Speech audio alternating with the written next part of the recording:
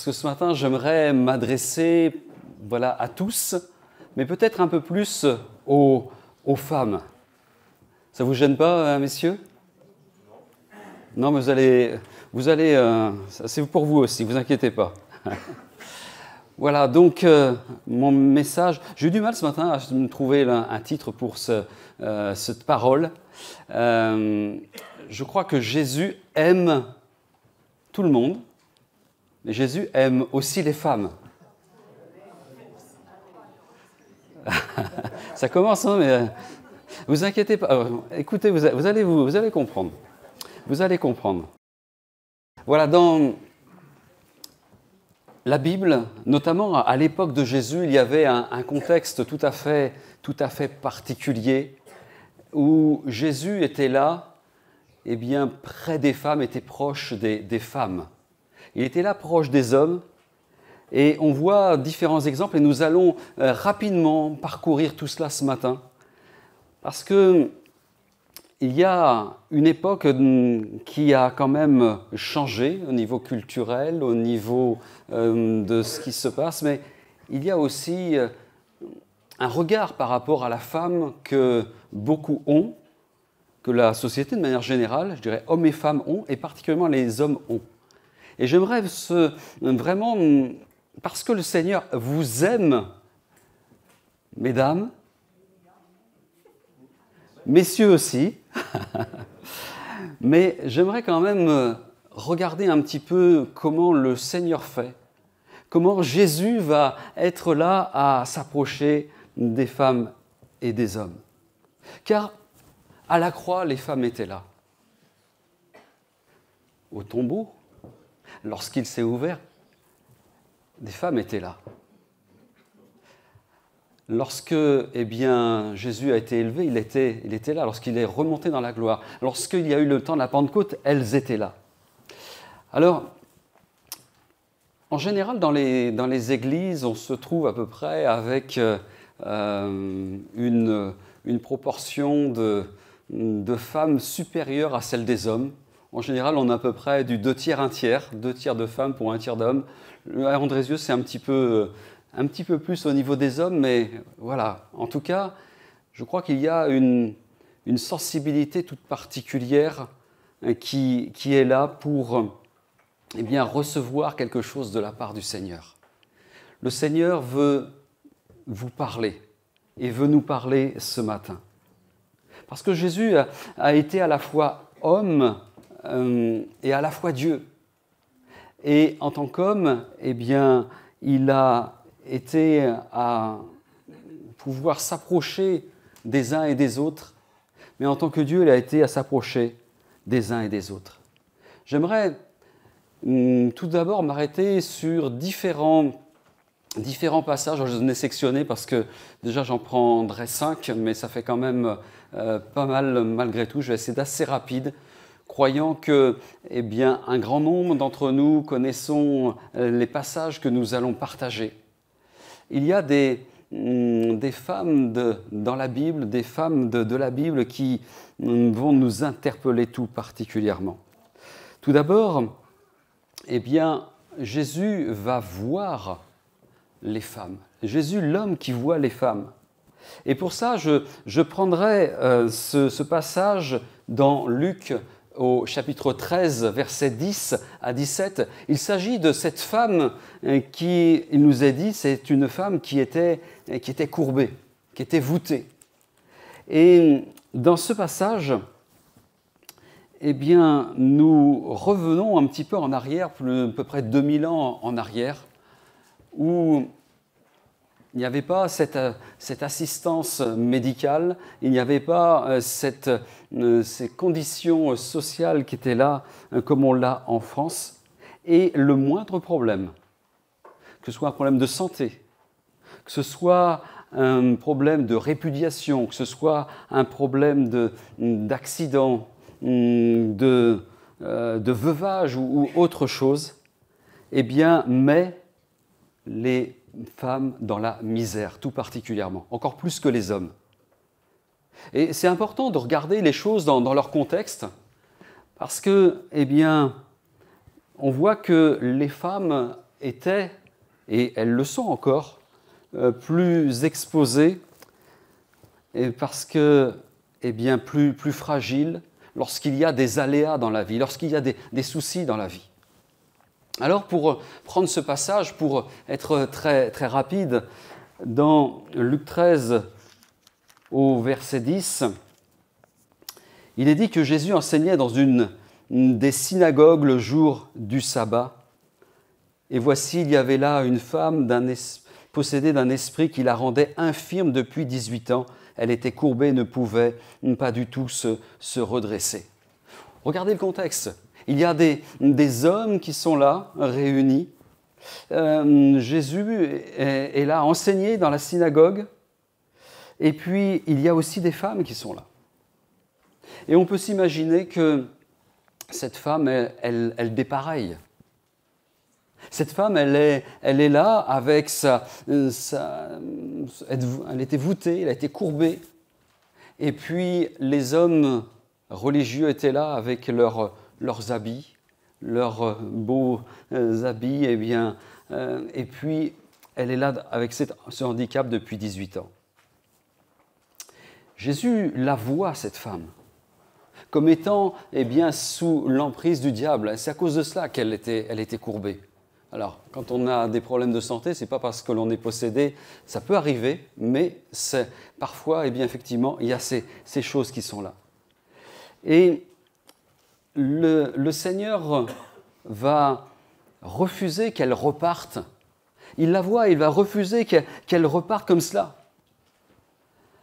Et il va parler avec autorité au verset 12. Lorsque Jésus la vit, Jésus lui adressa la parole et lui dit « Femme, tu es délivrée de ton infirmité. » Alléluia. Femme, tu es délivrée de ton infirmité. Alors, les bien-pensants, les religieux qui étaient là, se disent qu'est-ce qu'il fait ? Qu'est-ce qu'il fait ? Le jour du sabbat. Qu'est-ce qu'il fait pour agir comme ça ? Mais Jésus va faire quelque chose qui va dénoter avec tout ce que font les autres. Tout ce que les autres pensent. Au verset 13, il va lui imposer les mains. Et à l'instant, elle se redressa et glorifia Dieu. Alléluia. Amen. Jésus va intervenir, va savoir répondre, malgré l'indignation des religieux. Jésus va dire un peu plus loin, au verset 16, « Mais cette femme qui est une fille d'Abraham et que Satan tenait liée depuis 18 ans, ne fallait-il pas la délivrer de cette chaîne le jour du sabbat ?» C'est une fille d'Abraham. C'est une fille d'Abraham. C'est une fille de Dieu. Et bien des hommes ne voyaient pas cela. Je ne sais pas quel regard nous avons les uns et les autres, particulièrement sur les femmes, sur les filles, sur les jeunes filles. Est-ce que nous voyons qu'il y a quelque chose de Dieu en elles ? C'est une bonne nouvelle ce matin qui est rappelée. Je n'ose pas vous enseigner quoi que ce soit de nouveau, mais il y a quelque chose qui est là, précieux dans cette parole de Jésus. C'est une fille d'Abraham. C'est-à-dire une fille de la promesse de l'alliance. Est-ce que tu réalises, ma sœur, ce matin, que tu es une promesse de la nouvelle alliance ? Amen. Amen. Parfois, nous sommes aveuglés les uns et les autres par ce qui se passe. On regarde à l'apparence, mais Jésus voit. Jésus est l'homme qui voit la femme courbée. Deuxième point, voilà, Jésus, l'homme qui parle aux femmes. Et là, je parle de la femme samaritaine. Dans Jean chapitre 4, versets 1 à 26. Un passage que beaucoup connaissent bien aussi. sur lesquels vous avez entendu prêcher maintes et maintes fois. Et ce passage va nous parler de plusieurs choses. Parce que non seulement Jésus voit, mais Jésus va parler. On parle dans ce passage de plusieurs choses qui sont importantes. Et il est parlé notamment de la nouvelle naissance. D'ailleurs, si vous lisez le chapitre précédent, chapitre 3, il est parlé de Nicodème, qui lui aussi a cette révélation quant à la nouvelle naissance. Et quand on voit ces deux passages, au chapitre 3 et chapitre 4, on voit Nicodème qui était un homme. La Samaritaine était une femme. Nicodème, on était là à dire, il a un prénom, il s'appelle Nicodème. Chapitre 4, on parle d'une femme, sans nom, Samaritaine. On ne connaît pas son identité. Et d'ailleurs, Nicodème était quelqu'un qui était connu, qui était reconnu. Il était un sacrificateur estimé et érudit. Cette femme païenne, méprisée par son origine familiale, une Samaritaine. C'était avec un certain mépris, un certain rejet pour les Juifs. Nicodème, tout serviteur de Dieu qu'il était, va aller de nuit rencontrer Jésus. D'une façon discrète. La rencontre de Jésus avec la femme samaritaine va se faire en plein jour, à midi, au puits, où tout le monde allait. Et puis, quand on fait un parallèle entre ces deux textes, on voit que Nicodème, lui, va mettre du temps à accepter Jésus-Christ comme Fils de Dieu. La Samaritaine, immédiatement, va accepter Jésus comme sauveur et va témoigner de qui est le Seigneur dans la ville. Dans Jean, chapitre 4, verset 29, elle dira d'ailleurs cela, mais venez voir un homme qui m'a dit tout ce que j'ai fait, ne serait-ce pas le Christ? Venez voir. Venez voir parce que Jésus m'a parlé. Parce que Jésus a été là à m'interpeller. Je vais rapidement sur ces textes parce qu'il y a plein de choses à dire et j'aimerais juste prendre quelques séquences de tout cela. Il est dit au verset 28 que cette femme a laissé sa cruche. La femme, ayant laissé sa cruche, s'en alla dans la ville et elle dit aux gens, donc venez voir aux hommes. Je crois qu'à un moment donné, c'est très révélateur de ce que le Seigneur a fait. Sa cruche, permettait qu'elle aille au puits.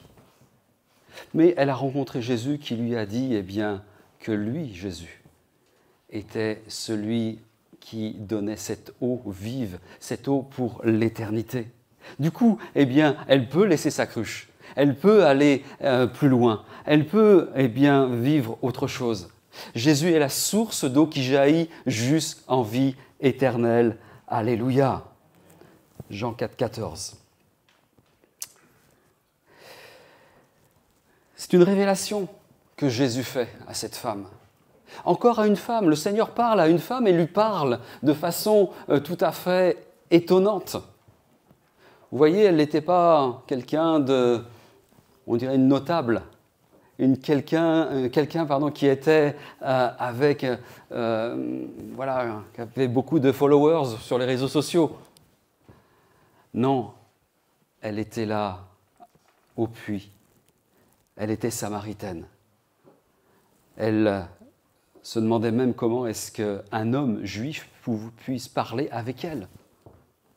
Et cette femme reçoit ce message de Jésus qui dit « Mais celui qui boira de l'eau que je lui donnerai, verset 14, n'aura jamais soif, et l'eau que je lui donnerai deviendra en lui une source d'eau en qui jaillira jusque dans la vie éternelle. » Une révélation sur la nouvelle naissance. Et puis un peu plus tard, c'est au verset 24, quand eh bien, le Seigneur lui dira que Dieu est esprit et il faut que ceux qui l'adorent en esprit et en vérité. Encore une révélation spirituelle d'une dimension théologique qui est vraiment étonnante, qui est vraiment extraordinaire. Ça peut paraître bizarre. Mais qu'est-ce qui s'est passé? Elle a cru. Elle a cru la parole du Seigneur.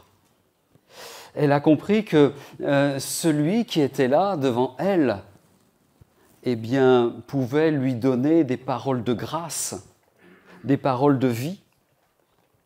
Ne serait-ce pas le Messie, le Christ? Et Jésus lui dira, mais je suis le Christ.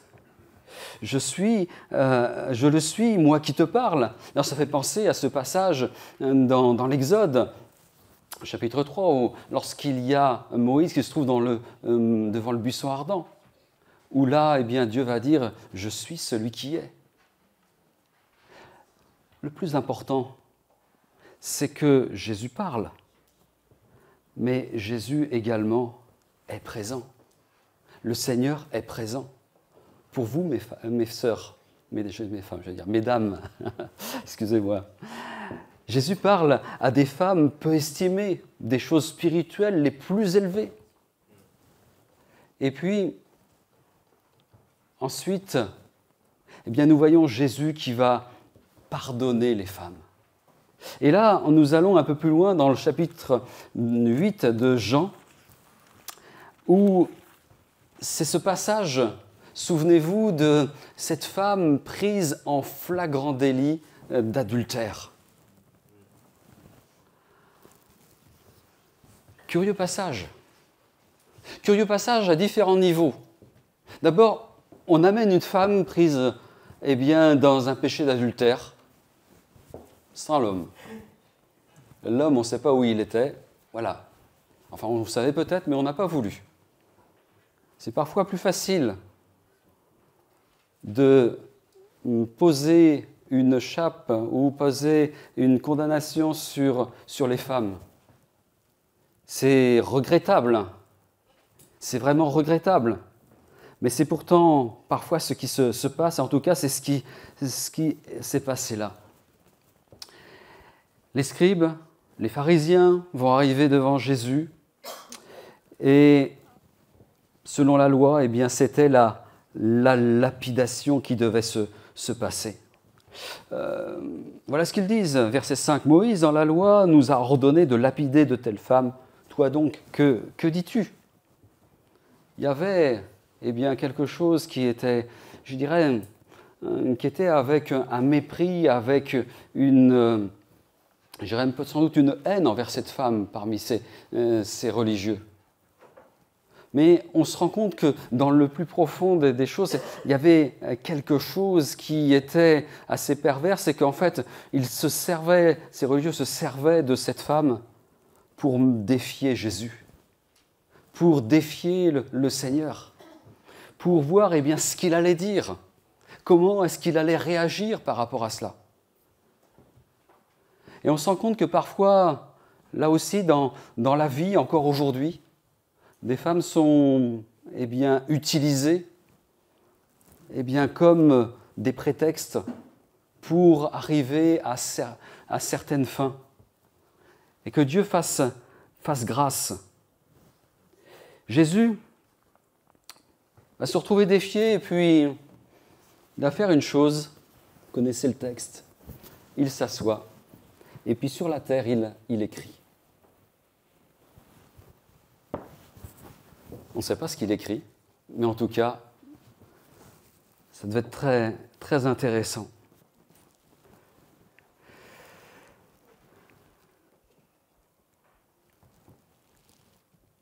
Verset 7, comme il continuait à l'interroger, il se releva et dit que celui qui est sans péché jette la pierre contre elle. Et s'étant de nouveau baissé, il écrivait par terre. Il se baisse de nouveau. Et puis, quand il se relève, il se rend compte que toutes les personnes qui avaient accusé cette femme, eh bien, ne sont plus là. Du plus âgé au plus jeune, eh bien, ils sont partis. Verset 10. Alors Jésus s'étant relevé, ne voyant plus que la femme, Jésus lui dit, « Femme, où sont ceux qui t'accusaient? Personne ne t'a-t-il condamné ?» Elle répondit, « Non, Seigneur. » Et Jésus lui dit, « Je ne te condamne pas non plus. Va et ne pêche plus. » Va et ne te pêche plus. Jésus a voulu faire grâce, a fait grâce à cette femme. Mais ce n'est pas bien, de la faiblesse, ce n'est pas bien, quelque chose qui va être léger. Mais le Seigneur va aussi amener une vérité, va et ne pêche plus. Quand le Seigneur vient pardonner, il donne aussi les éléments pour pouvoir rebondir et puis ne pas récidiver. Je crois qu'on ne doit pas condamner plus facilement les femmes que les hommes. C'est pourtant quelque chose qui se passe au travers des différentes époques de l'humanité, au travers des différents moments. Que le Seigneur fasse grâce. Je vais sur un autre point encore. Je vais sur on arrive au quatrième point, pardon. Jésus va libérer les femmes. Jésus est l'homme qui va libérer les femmes, qui libère les femmes. Je prends le passage pour cela de Luc chapitre 10, versets 38 à 42. Il s'agit de Marthe et de Marie. Luc 10, versets 38 à 42. Là aussi, un passage assez singulier. Jésus va arriver chez Marthe. Et puis, c'est le Seigneur qui arrive. C'est Jésus qui arrive. Donc, il arrive avec ses disciples. Donc, il faut l'honorer, il faut l'inviter. Et là, Marthe, elle s'inquiète, elle se stresse par rapport à tout ça. Parce que Jésus, le rabbi, est présent là avec ses disciples. Marie est aussi présente, mais elle va s'asseoir au pied de Jésus. Elle va s'asseoir au pied du Maître. Culturellement, ça ne se faisait pas. Certains auraient pu dire, dans l'assistance, décemment, ça ne se fait pas. Ce n'est pas dans les convenances. Et pourtant, Marie ose s'extraire de cette condition universelle de la femme à l'époque. Marie va se positionner non pas en tant que servante, en tant que femme de la maison. Marie va se positionner comme disciple de Jésus. Comme disciple de Jésus. Et en cela, Jésus libère Marie. Bien sûr, Marthe ne comprend pas. C'est pas dans la coutume, c'est pas dans la tradition. Et verset 41, le Seigneur, parce que Marthe disait, dis-lui donc de m'aider, le Seigneur va répondre à Marthe, Marthe, tu t'inquiètes, tu t'agites pour beaucoup de choses. Une seule chose est nécessaire. Marie a choisi la bonne part qui ne lui sera pas ôtée. Jésus prend à contre-pied Marthe. Et je crois que le Seigneur, parfois, doit nous prendre à contre-pied, hommes et femmes. Parce que je dirais que ce soit les hommes, on n'est pas à faire une concurrence ce matin entre les hommes et les femmes. Non, je crois qu'il est bon vraiment de réaliser ce que le Seigneur dit aux femmes, mais aussi ce que le Seigneur dit aux hommes.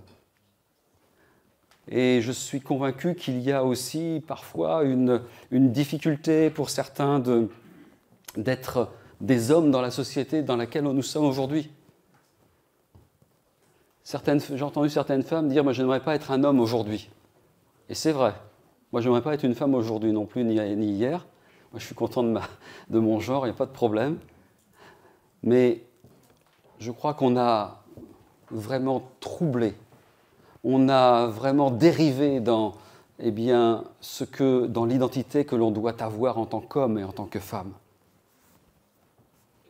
Jésus va parler à Marie et va parler à Marthe et parle à chacun de ceux qui sont là avec lui. Votre place, elle est auprès de moi. Vous avez autant de place à mes pieds que vous soyez femme, que vous soyez homme. Le Seigneur veut vraiment libérer les femmes pour qu'elles soient aux pieds de Jésus. Là, mesdames, fermez vos oreilles quelques instants, mais je sais que vous allez les ouvrir. Mais je crois que, messieurs, nous devons apprendre à laisser du temps pour les femmes, pour qu'elles soient auprès de Jésus. Laisser du temps aux femmes pour qu'elles soient auprès de Jésus. Je crois que c'est important que nous puissions aussi partager les choses pour que chacun, chacune puisse avoir des temps de qualité auprès du Seigneur. Jésus, l'homme qui libère les femmes, et Jésus, l'homme qui se laisse toucher par les femmes. Et là, vous devinez que c'est dans Marc 5, verset 25, il s'agit de cette femme atteinte à la perte de sang. Et j'aimerais, avec vous, regarder à cela. Parce qu'il est dit au verset 25, il y avait une femme atteinte d'une perte de sang depuis 12 ans. Elle avait beaucoup souffert entre les mains de plusieurs médecins. Elle avait dépensé tout ce qu'elle possédait et elle n'avait éprouvé aucun soulagement, mais elle était allée plutôt en empirant. Dans la Bible, et puis je dirais dans différentes religions, et même en dehors du christianisme, il y a l'impureté qui est souvent évoquée, et on parle beaucoup plus de l'impureté pour les femmes. Là, il s'agit d'une femme qui est atteinte d'une perte de sang depuis 12 ans.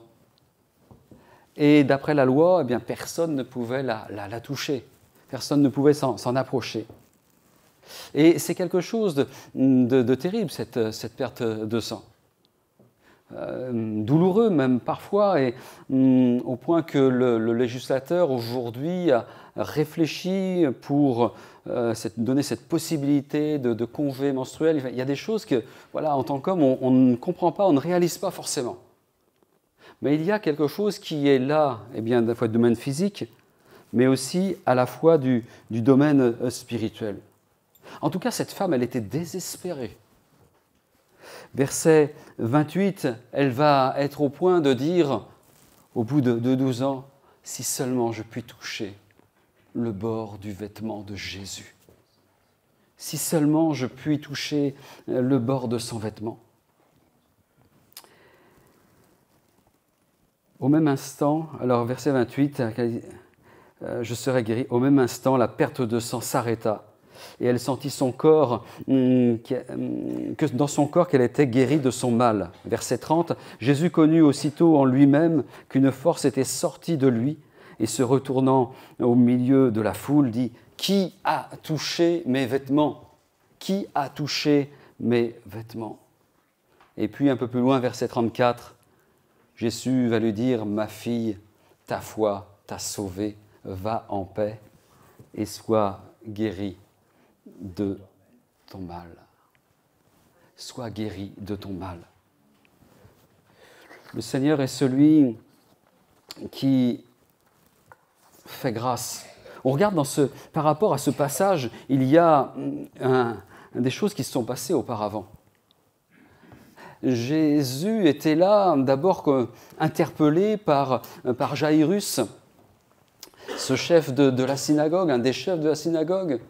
Et puis sa fille était mal, elle était même mourante. Donc Jésus accompagne Jairus et puis sur le chemin, il s'arrête, il est interpellé par cette femme. On voit comment le Seigneur est capable de faire quelque chose pour quelqu'un qui lui demande. Et le Seigneur, si tu as besoin de lui ce matin, eh bien, est capable de s'arrêter, même s'il a sans doute plein d'autres choses à faire. Mais il n'y a pas de problème pour le Seigneur. Lorsque eh bien, Jésus va sentir qu'une force va sortir de lui, là, cette femme va réaliser que non seulement eh bien, elle était rejetée par tous, mais là, du coup, eh bien, elle va se retrouver démasquée. Et donc, eh bien, ça sera une honte supplémentaire pour elle. Elle a touché Jésus, le rabbi, le maître. Et Jésus, eh bien, va la guérir. Jésus va la rassurer. On l'a lu, verset 34, Jésus lui dit « Ma fille, ta foi t'a sauvée. Sois guérie de ton mal. » Vous savez, bien souvent, on croit que l'impureté, le mal, que tout ce qui est sale, eh bien, va être à contaminer le reste. C'est vrai que ça arrive souvent. Mais là, nous remarquons que la pureté et la puissance de Jésus ont purifié cette femme. Au contact eh bien, de celui qui est saint, de celui qui est pur, eh bien, il y a eu quelque chose qui s'est passé. Alléluia. Il y a quelque chose qui s'est passé. Vous voyez, il est dit, Jésus va dire « ma fille ». Ma fille. Tout à l'heure, il était parlé d'une fille d'Abraham. Mais là, le Seigneur dit « ma fille ». Jésus donne cette dimension de recouvrement de la vie. Jésus est celui qui, alors bien sûr, on dit justement il est notre frère, on est co-héritier avec le Seigneur. Mais il nous est fait mention dans Ésaïe 9, verset 5, que Jésus est aussi Père éternel. On voit qu'il redonne eh bien, quelque chose, une vie nouvelle. Au travers de cela, on se rend compte que les lois d'impureté sont abolies. Hommes et femmes sont purifiés par le Seigneur Jésus-Christ. Et cela est encore plus vrai quelque temps plus tard, lorsque nous serons à la croix, où eh bien, Jésus, par son sang, va effacer chaque péché, chaque iniquité. Alors ce matin, j'aimerais, au travers de cela, prendre quelques instants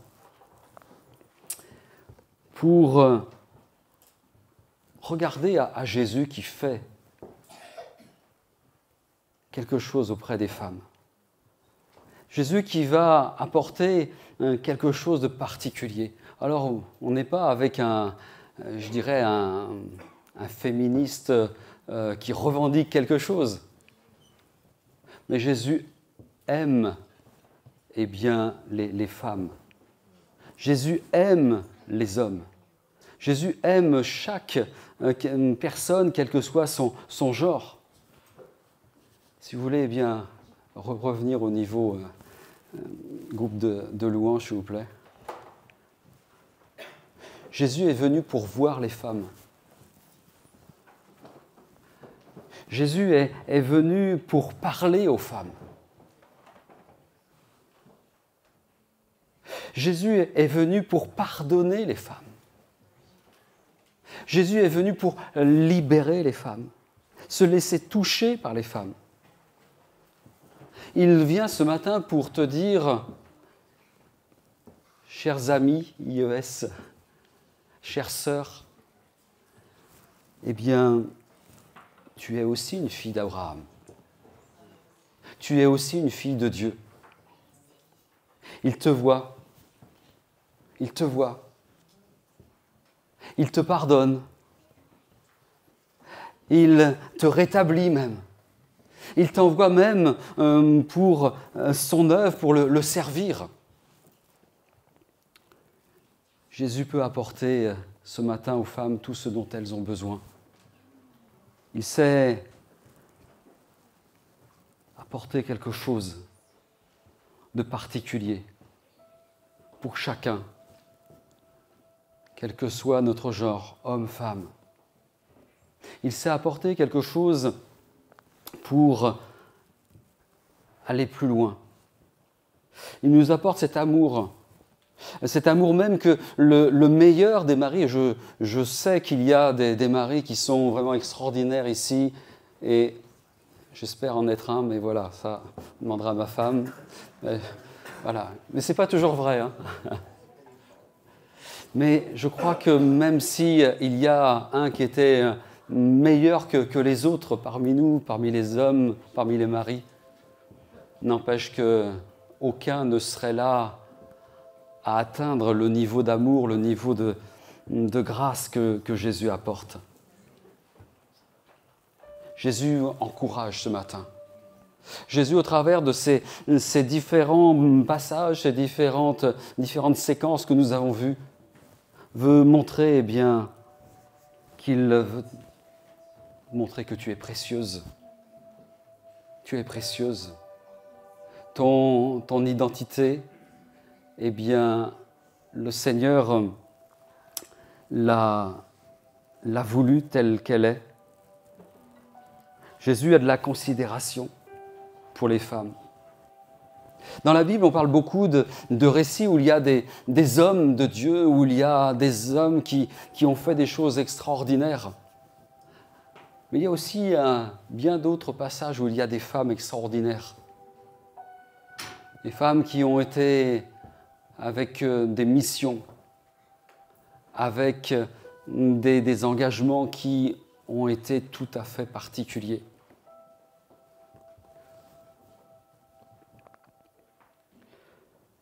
Certaines ont eu des rôles importants dans la Bible. Certains encore ont un rôle important ce matin. On a beaucoup à apprendre de tout cela. On a beaucoup à vivre de tout cela. La Bible nous montre cette considération, je disais, que Jésus a pour les femmes. Et Dieu n'a pas envoyé un sauveur pour les hommes, un sauveur pour les femmes. Non, il y a un seul sauveur, c'est Jésus. Pour toute l'humanité, quel que soit le genre, quel que soit l'âge de chacun, de chacune. J'aimerais ce matin prendre un peu de temps par rapport à cela, repasser ces choses parce qu'il y a quelque chose que Dieu veut nous rappeler ce matin. C'est que nous avons du prix aux yeux du Seigneur.